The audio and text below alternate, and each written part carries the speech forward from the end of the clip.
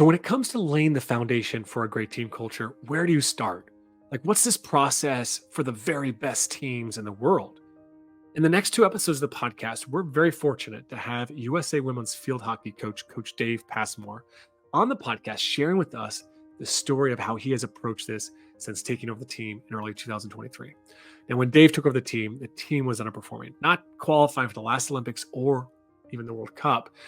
But just a few months ago, they did what few thought was possible. They qualified for the Olympics against great odds in the Olympic qualifiers in India. Now, just a little bit about Dave Passmore. He was formerly a professor of coaching science and education at DCU, Dublin City University in Ireland. He has applied the practical knowledge that he has gained as a teacher, coach developer, and high performance director to various sporting contexts, businesses, and academic areas of research. He worked with British hockey before he moved to Ireland, where he coached the Irish men's team and served as high performance director with Hockey Ireland for 7 years.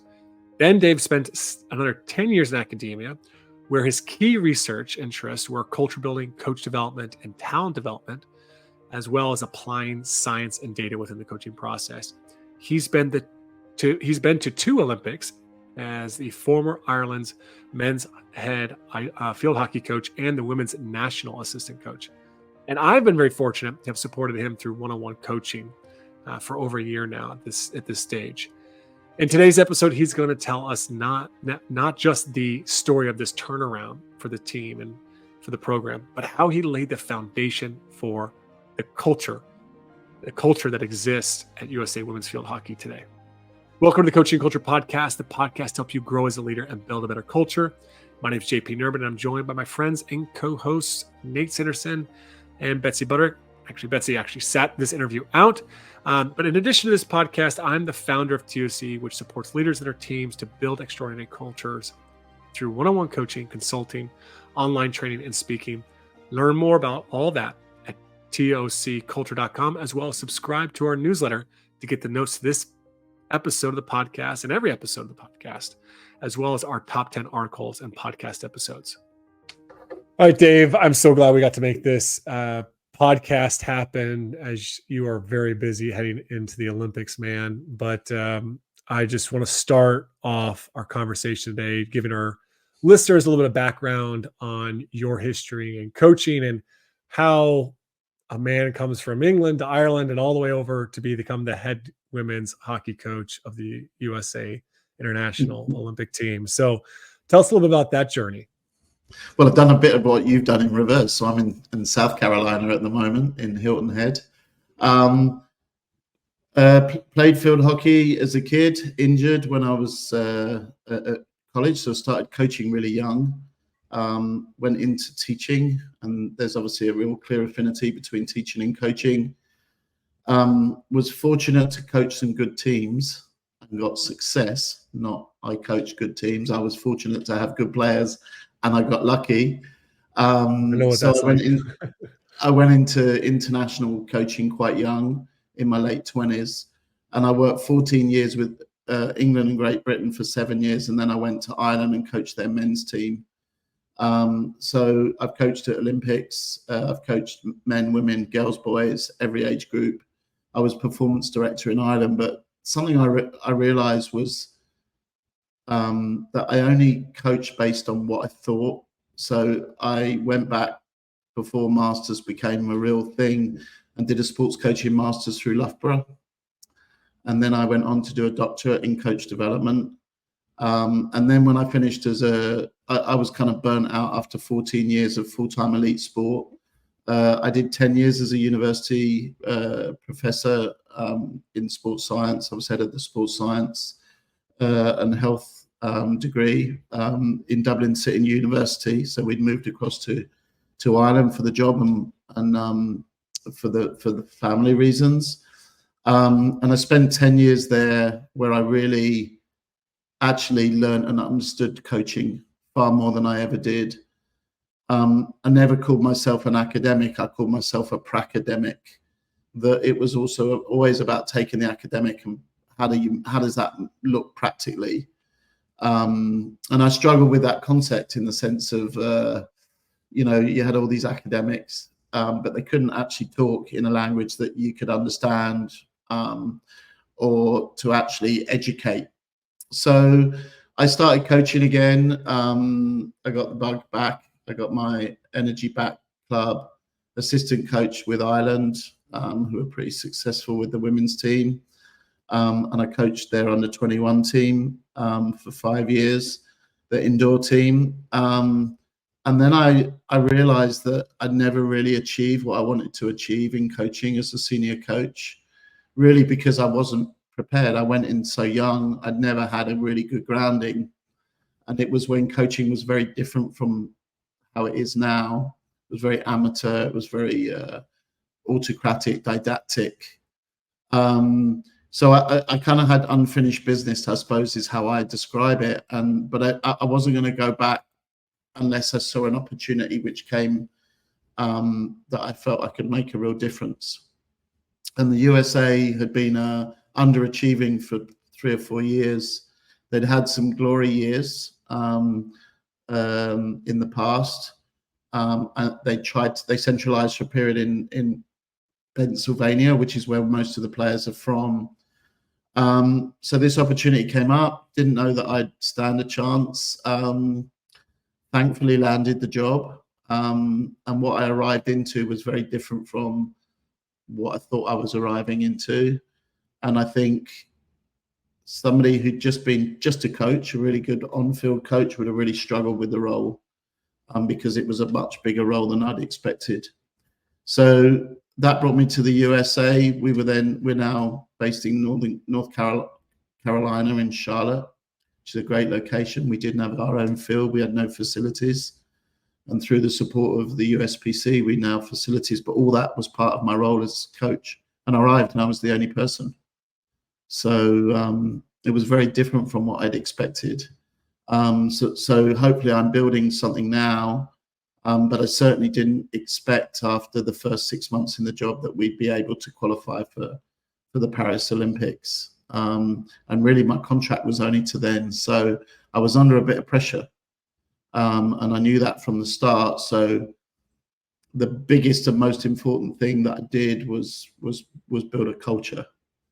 And really that culture, more than our hockey, has got us to where we are now, which is obviously going to Paris, which we hadn't achieved. We haven't been to an Olympics for 12 years. Yeah. And before we start to unpack that culture thing, which is, probably one of our next questions there, I just have to ask, you look at the whole experience that you've had in coaching from when you started going and studying coaching and coach development and getting a doctorate and teaching at the university level around coaching, right? All these experiences, what's been the most important? If you just had to say, and I know they've all been important, but what has been the most unique, impactful thing that has helped prepare you to do what you're doing today at USA Field Hockey? Is it probably my mistakes, learning, being super reflective and acknowledging that things that I've done in the past weren't right, and the bravery to sort of almost admit that to myself, admit that to people around me, and then be able to go and do it. That's probably the first thing. And then I think the second thing is the thing that I probably do most now is invest in people. The time I spend meeting with people week on week is more time than I spend on a field coaching them or working with them as staff. They're probably the two biggest things. And that's also the bit I love. I worked at junior level, and that feeling that you can help people self-actualize and reach their potential is I really enjoy. And then in our environment, I don't think it's just about the team or the individual. It's as a field hockey player, an athlete, it's about making them and us better as people and growing in what we do day by day, that I really enjoy. And I never really valued the importance about that. It was all just about what we did on the field. Dave, I'm curious about this. I think, the coaches that listen to our podcast, especially this time of year, we're kind of in that coaching hiring cycle. And when we think about the potential to level up, whether it's going from an amateur to a professional level, or in your case, going obviously all the way to the Olympic level, were there any fears that you had to overcome or doubts about just your own confidence when you took this job that that was part of the adjustment for you? I think that's a really good question. And as I said, I arrived on my own. I was the only coach here. I had nobody else. So the fear I had was, could I do everything that I needed to do? One of my biggest weaknesses is trying to do everything. So looking at what the team needed and bringing in a coach that could give what they needed and handing over a lot of responsibility in that area can be quite tough, because as the word is coach, and yet on-field coaching is, for me, is a very small part of the role. So that's probably the biggest fear that I had, was bringing somebody in, finding that right person. And I do believe I found the right person. I've got an amazing assistant coach in Javier Telechia. I've just brought another coach on board, an Olympic gold medalist herself, Maddie Hinch, and she's giving us something extra, that she's won a gold at an Olympic Games. And we don't have one athlete that's even been to an Olympic Games. So what she can bring, and, you know, I think that's the biggest fear, is when you're considered the head coach, is delegation and doing what's right for the team, and not being around you.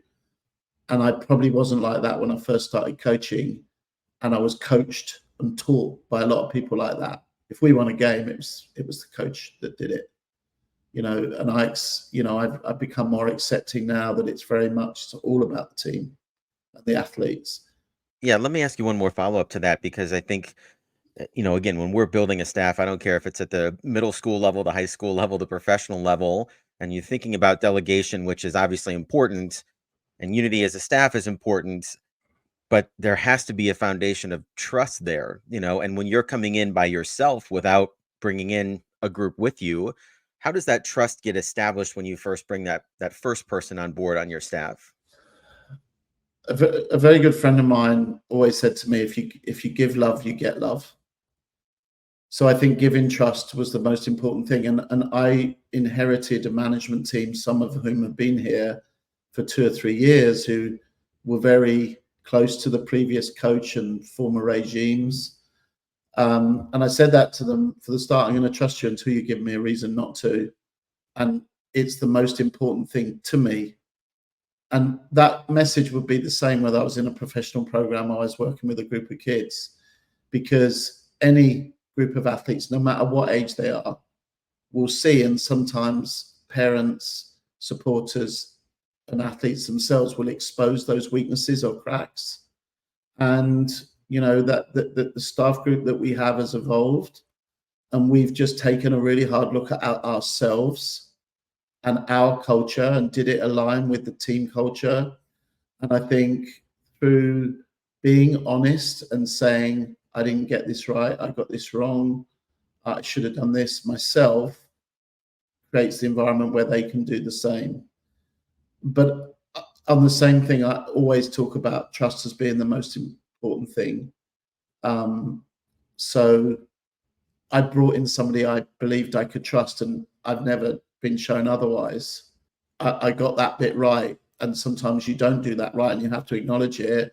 And the way I would always do things, like we've just brought Maddie in, she's on a temporary contract, and part of the reason is it allows me to know, is she the right person? And I know already within a week of working with her that she's very much the right person. But that is so important, is, if you're, to delegate. And then it's about having honest conversations if there's a lack of trust, and that can sometimes be the hardest thing.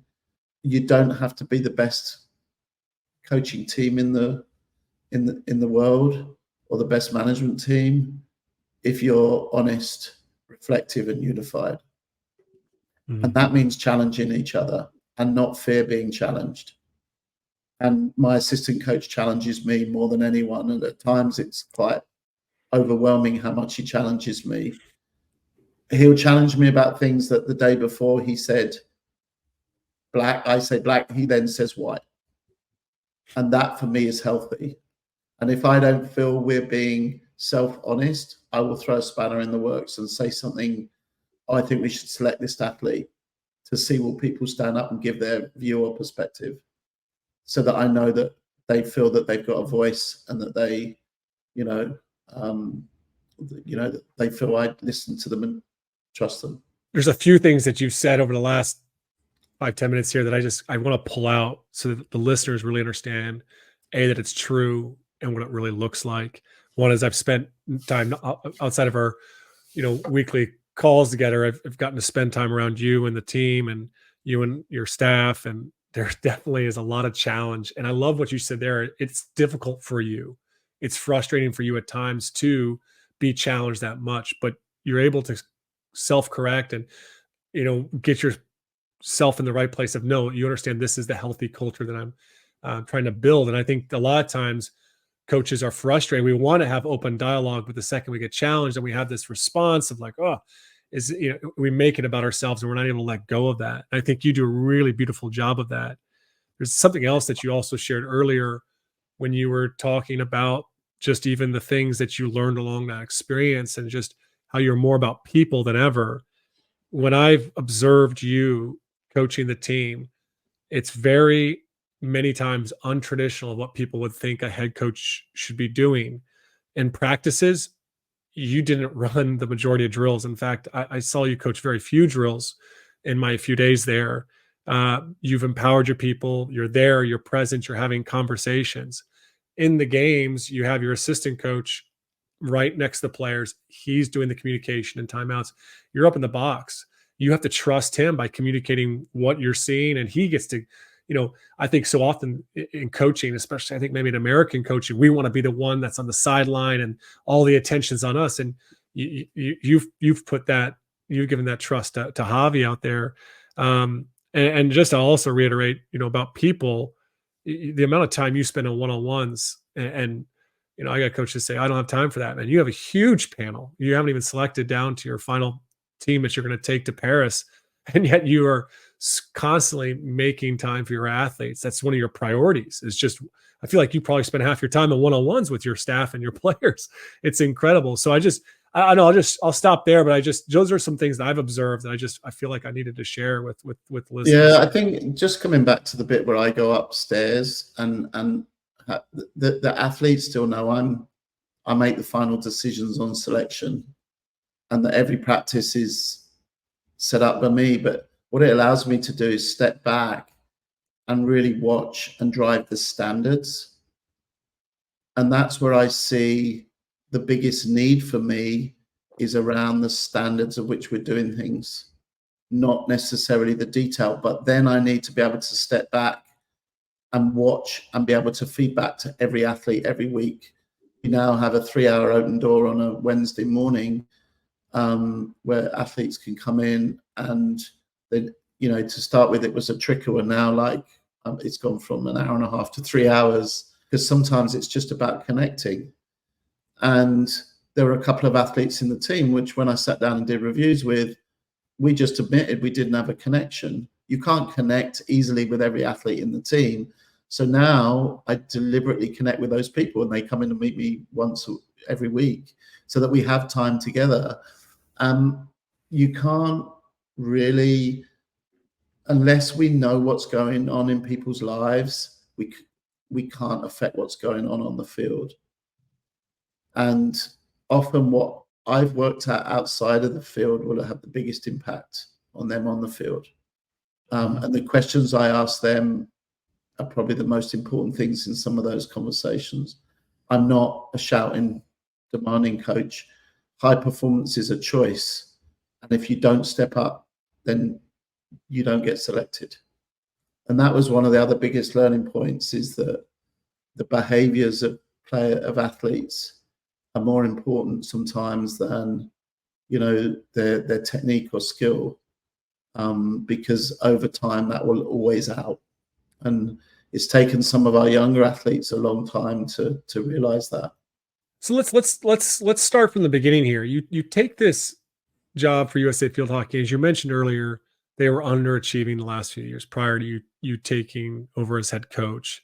Your role has been multifaceted, from helping to set things up so that, as you said, it's a centralized team. For our listeners, that means that the majority of the athletes that will be competing live within the area and are training um, year round with you all.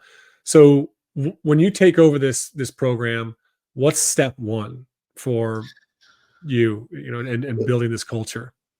Well, I inherited a squad of 37 athletes, and I couldn't understand the reason why it was so big, but I very much can now.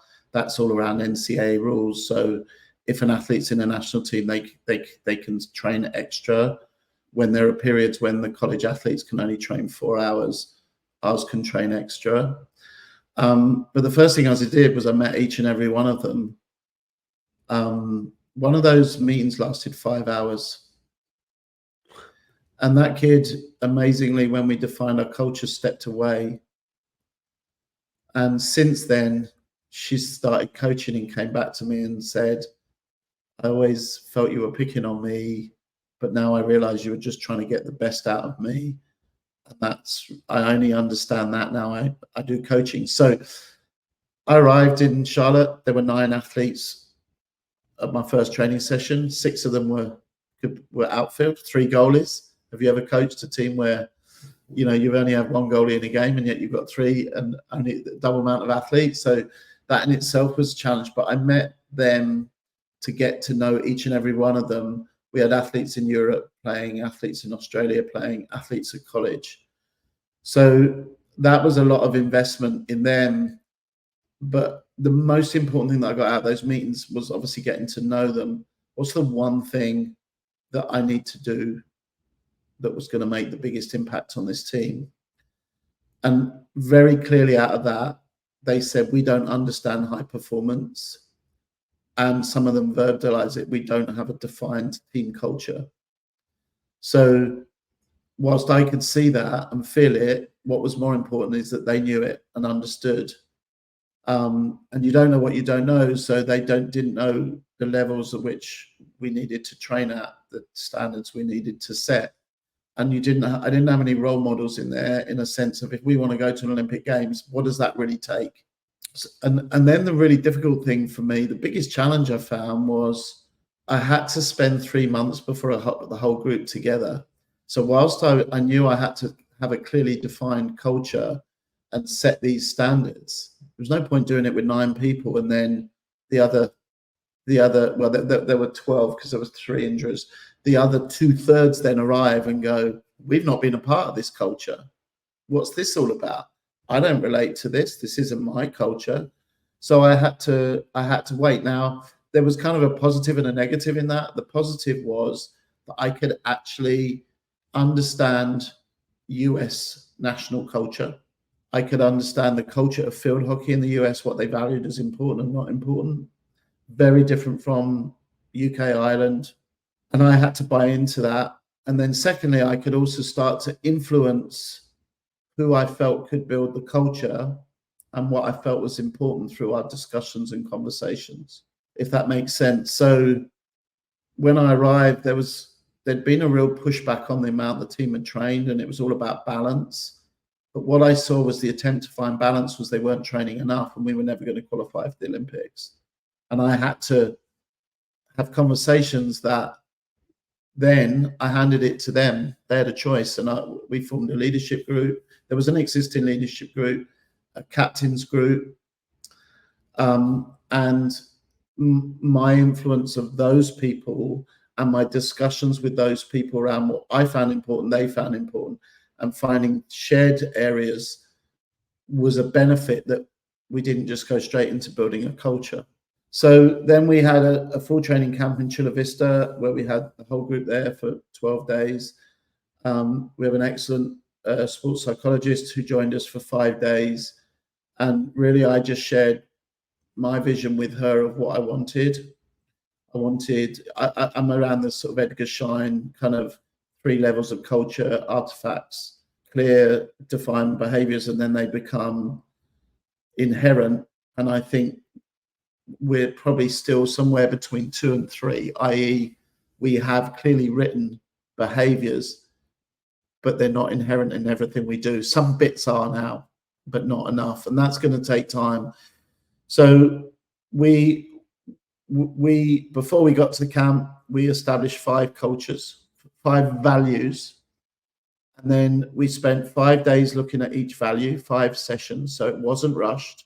And building into that, we built like a name for the team, and a hashtag is Flyers1, United Eagles. So I can show you here. It was about building the artifacts. This is my phone.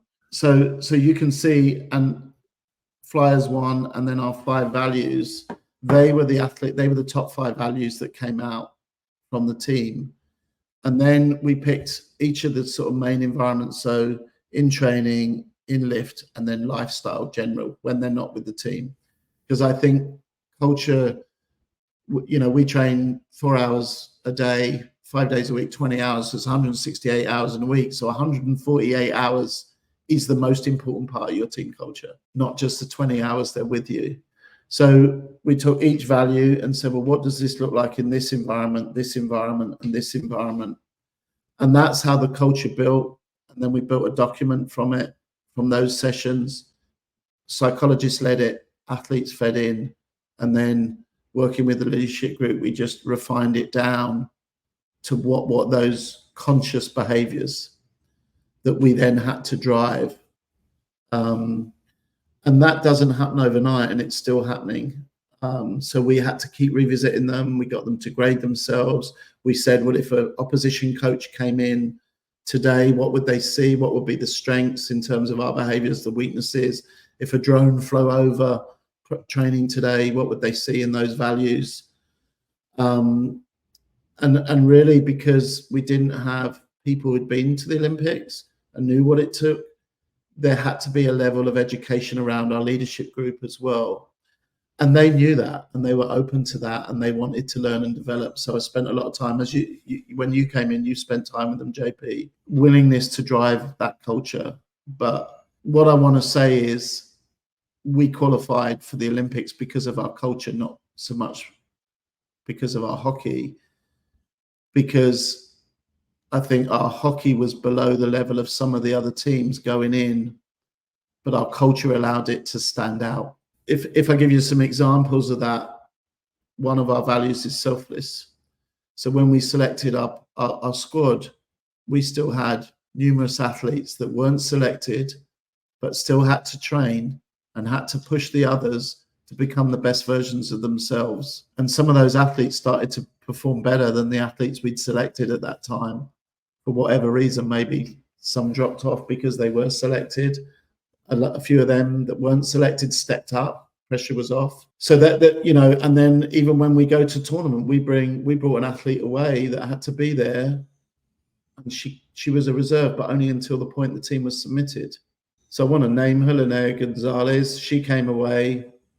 She had to stay in India, knowing she was never going to play and be part of the team. And that's where selfless sits in. So, there's clear examples of selflessness. And then we were relentless in terms of our preparation, relentless being our second value. And so we knew every opposition unbelievably well. And then we had the real discipline, third thing, that we knew our game plan, and the game plan was bought into, understood by every single member of the team. And I've never seen a team work as hard and diligently about understanding their individual roles. And nor have I ever had a team that's gone 3.5 matches in a major tournament without conceding a goal. And that requires implementation of discipline to the structures, the defensive structures that we had. But there's probably a real key point, because our fourth value is joy. The way I wanted them to feel, and our psychologist was very much a part of this, and the team started to realize, they thought going into a game they had to be pumped and they had to be ready and fired up. But hockey's a game where you make decisions. It's not such a physical battle like American football, like football or rugby, which would be one of my key sports. So we finished our preparation 6 or 7 hours, and then it was about relaxing and enjoying yourself. And that was dancing on the field. It was playing keepy uppy. It was fun in the changing room. And that joy of just being together unified allowed us to perform, because it took away some of the pressure away from us. And it allowed us to implement the discipline and relentlessness that we had. The final value that we have is about respect of ourselves and our teammates. And that what that does is that makes me look at you and say, well, have you done everything you've done? Because I have. My lifestyle has been spot on. It's about respect of our opponents. And I remember when we won our pool, we knocked out New Zealand, who are ranked 7 places above us in the world. They've never not qualified for Olympics since 1980s. And they had a lot of really decorated, seasoned internationals that were probably never going to grace a hockey field again. And as delighted as we had 2 games to qualify for the Olympics. We talked about respecting them because we had to sit and eat in the same dining room as them an hour later. And there's a fantastic photo of one of our athletes consoling one of their athletes who was in pieces. That now they've been former teammates, but that is, for me, respect at the highest level. When I look at how we performed in that tournament, it was the commitment to our culture as well as the hockey background. You can do all the hockey all you like, all the preparation, but if you didn't commit to that culture, and that's when I started to see behaviors go from conscious to unconscious. People started to do things because that's what you do. And now I've started to see people who come into our team environment who adopt those behaviors without consciously thinking, I have to do this. And that's what Edgar Schein talks about in his 3rd level of culture. Dave, there's a lot there to unpack. I want to go all the way back to the beginning just for a second, and then I'm sure JP will jump in here after that. You take over this program and you come in and you don't know a lot of the players. You don't have the whole team together.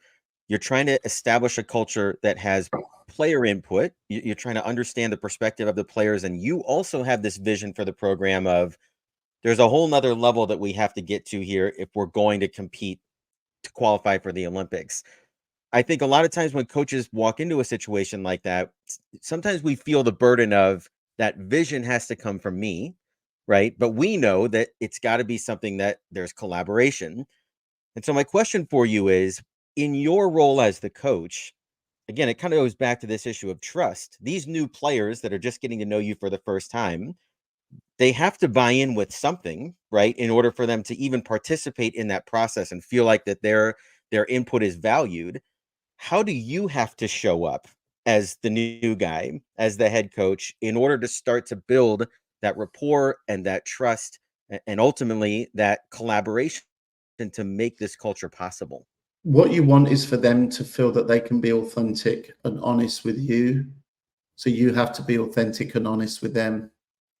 And what I've learned over the years is if you are that, you tell them about things you're struggling with, then they can tell you there's things they're struggling with.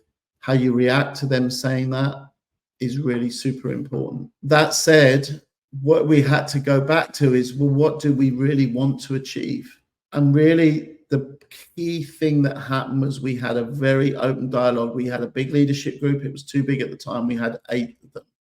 We had a performance director who was a former Olympic coach and coach of the team when they were most recently at their best.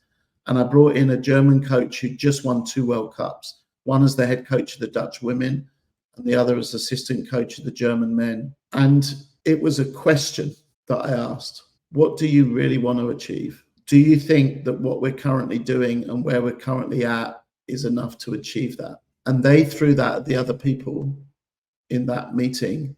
The German, absolutely not. The German went, I'm looking at what my men are doing at the moment. You're doing this number of hours. They're doing, I think we were doing like 9 hours on a field, maybe 10. They're doing, and you're doing 4 hours in the gym, 14 hours. They're doing 21, 22, and you're already behind. And I left that with them, with the leadership group. And they also asked me what would an ideal program be. So if I had them full, because they all have to work, we don't fund them fully. So most of them work afternoons. They asked me, what did it look like? Ironically, they came back with a schedule that was bigger than mine, that was almost too much, because they made the decision themselves that they wanted to go to the Olympics. But it was only through us showing them that we're not going to achieve what we want to achieve. So if you don't have that goal, you can't make the hard decisions, but you have to make those decisions together. And yes, we lost people on the way. I spoke about the athlete earlier who I spent 5 hours with, who decided after the culture meetings it wasn't for her. It was too hard. And that's a choice. High performance is a choice. And the group made a choice. And when we did qualify, the first thing that I said in the huddle was I went back to that meeting and I reminded the whole group that their leadership group had made a decision on their behalf that we were going to up what we were going to do. 7 athletes had come out of their college degree for a year to commit to that, and that had been worthwhile. And we wouldn't have done it without them making that decision. So I think that trust then is I don't sit there and take all the credit, because the credit isn't all mine. What I've done is facilitated a process, and I'm not saying that's easy, but asking the right questions is probably, and that's probably the thing I learn most from JP when I sit with JP, is the questions he asks me. And he asks me questions that I can't answer because I haven't spoken to the athletes about it. And really, so it came at the basis of a question, but there had to be a trust within the group between us and them and us. And we'd only just got to that point, and that was probably 6 months into the program. So trust, and I think they trust me now that I want what's best for them, not what's best for me. Or, and I still see too many programs which are so coach dominated, and that can work, but for me there's not sustainability in that. And it feels better when they qualified and they made those decisions. Yeah, I really appreciate a couple of things in your response. Nate's question there is just, you're talking about the choice. Like, I think so often this is a real hot topic in sports today. What is the right balance, especially when you get to the collegiate level? There's a lot of things at play that are saying, well, you're overdoing with the athletes, or we can't do this type of conditioning. And coaches are really struggling with that. And, we can't take the usual command and control. Well, this is the way it's going to be, right? But what you did was you said, hey, where do you want to go? All right, are we on that path there? Right, you have a choice. And then you got enough people on there to say, no, we want more. We want to do more.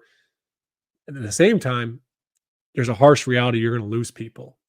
That there's some people are going to choose that this isn't for them. But that right there, the fact that some people choose that it's not for them says that this is special, right? If it's for everyone, then it really can't be special, right? And so you're raising the standards of USA field hockey, not just you, but all the players. You've empowered them to do that. But one thing I did say that I've always been true to: you're either in and all in, or you're not. And that had previously been very difficult because people were stepping in and out. There was a large turnover of athletes, but that was the decision that some people made and some people didn't make at that time. And being all in is the most important thing for me. All right, that's it for part 1 of our conversation with Dave. Next episode, Dave will be going deeper into how he is developing a player-led culture, as well as building a support team around him for the long-term success of the program. In the meantime, I'd really encourage you to register for Dave's summer workshop series. We'll have some more details in this week's newsletter, as well as a link to learn more and register in the details of this episode. It's a great learning opportunity for you.